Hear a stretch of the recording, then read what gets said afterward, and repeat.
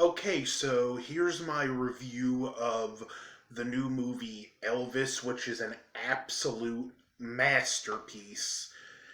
The film has an interesting perspective where through the it's told through the point of view of Colonel Parker, who was played well by Tom Hanks, and I mean great. There were points in this movie where you could literally feel the raw hatred the audience had for Colonel Parker. This movie is really doesn't pull any punches with Parker's abuse and manipulation. There's even a line where it's mentioned that he was discharged from the army for psychopathic tendencies, and he goes, I was playing crazy because I didn't want to be in the army, but if I'm to be fair, the man probably was a real psychopath. Psychopaths are master manipulators, and Parker showed very little concern for Elvis's well being as long as it meant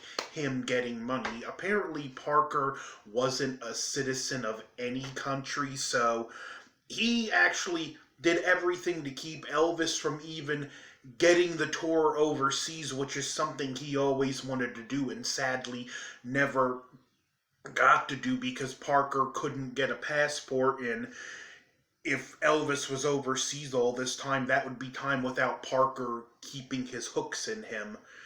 He does some dastardly things in this movie, like there's a scene where Elvis passes out and he has the doctor inject him with something to get him on his feet for a concert. He keeps Elvis on drugs, and he was in fact making 50% of everything Elvis made. In the scene, and this is actual event where Elvis initially fires Colonel Parker on stage. Parker gets his hooks back in him by basically billing Presley Enterprises for everything Parker done for them right back to the 50s.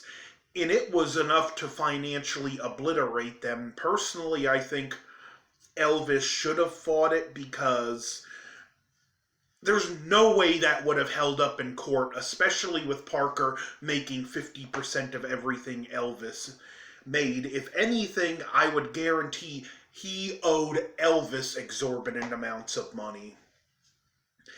Like I said, you could just feel the audience's hatred for Parker in this movie. Austin Butler was beyond phenomenal as Elvis. There were moments where it was shot with vintage style footage and you're not sure, is this actual archival footage or is it the actor? He so gets lost in the role. And it portrays Elvis the man. It shows how smothering the fame was for Elvis, and it's really tragic to see what the last years of his life were being worked to death by Colonel Parker. It was it was actually heartbreaking at times. One of the and it even addresses like touches up on things that happened in the civil rights movements and race relations. Like it showed Elvis's close connections with the black community. His dad, when he was a kid, went to prison for bad checks, and his mom had to move them to a black community, and that's where he felt more at home. He liked to spend a lot of time in Memphis. He was a fan of BB King. He was friends with BB King, and these were the people he hung out with and got a lot of his musical influence from these clubs and whatnot. And I like it because you see again, it's a nice touch that he didn't care about your race. For he spent so much of his childhood in a black neighborhood that he developed such an affection for the people.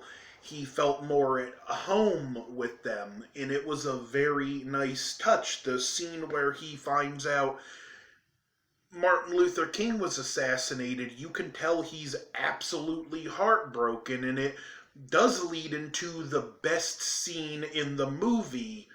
I'll actually put the link to the actual performance in this video, but it was a television special when he sung If I Can Dream, and it happened around the time Robert Kennedy was assassinated, actually right at the time, and he wrote this song as a statement of unity after everything that was because of everything that was happening in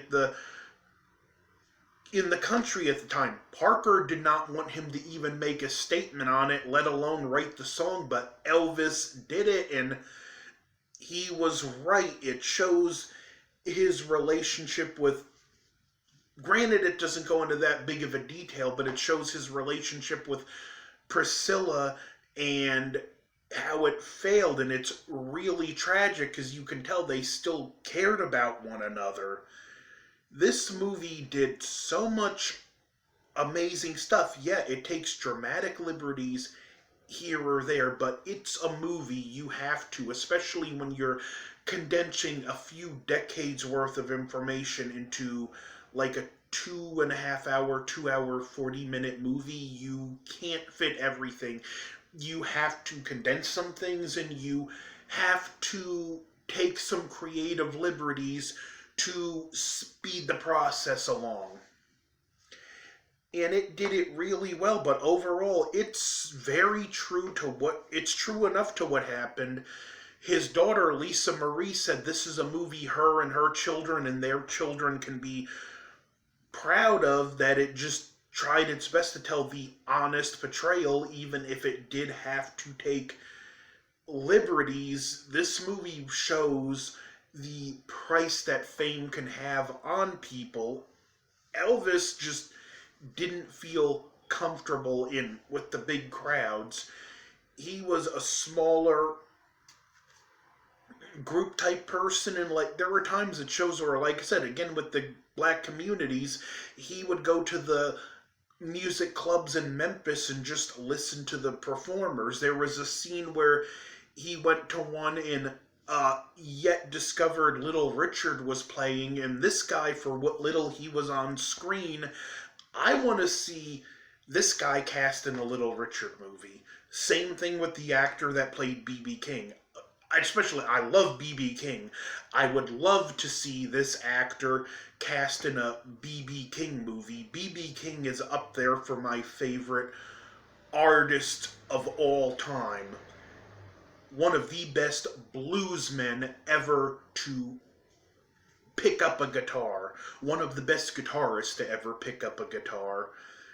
And it even culturally shows, and I hate putting race labels on music, but how, black music influenced rock and roll, and the same thing it doesn't touch up on this in the movie, but in the 70s when bands like Led Zeppelin and the Rolling Stones came out, they were more influenced by, people like B.B. King, Muddy Waters. This film actually does have a very positive racial unity message, and I wasn't expecting that in this movie, and it just portrayed it as what happened. It doesn't browbeat you with it. It just shows this was the man, these were the people he was around, and it was really, just again, really well done. The performances were all top notch, and even the way they handled Elvis's death without showing it was very emotional and impactful, and the last scene of the movie was probably the perfect touch. It was footage of Elvis's very last performance, and it then cuts to seeing cameras flashing in the audience, and as the flash bulbs die down, you see one last flash bulb go off, and it just slowly goes to black, and that was a great touch. It does give some facts at the end, like a few years later, the abuse of Colonel Parker came out, and he wound up rightfully so losing all ties to the Presley estate. One of the biggest tragedies in all this is Parker was significantly older than Elvis to begin with, and how much. I know this sounds horrible. I'm not saying I would wish death on anyone, but it's just all the abuse he put Elvis through. He was a big contributing factor to Elvis's death to keep him working to make money. There are things I didn't touch up on he did, like the whole Vegas contract was to cancel his gambling debts. And yet, despite all of that, he lived for so many years more where the man he worked to death died in his 40s. And that's just horrible. That being said, even though the movie has its heartbreaking moments, it doesn't do it in a way that leaves you feeling drained, but you do walk out knowing you've seen something really special. This is gonna easily be the best film of the year, and Austin Butler is definitely a rising star. I really am even more excited for Dune Chapter 2 now to see him play Fade and see how he gets lost in that role. There are some musical gripes I have with the movie. There are two scenes that incorporate rap music, and nothing wrong with it if you like it, but I feel like it's subtracted from the time setting the movie was put in, and it briefly took me out of it. But those two segments are short, so they're really non-intrusive, but it was just a weird choice to see scenes in the 50s with rap music on the soundtrack. I'm still gonna give this movie a solid A+. Even the music, it's just me grasping at straws to find a negative, even if yet it did kind of take me out. I, as you can tell, was thoroughly impressed. So go see this movie. Like, share, comment, subscribe. Over and out.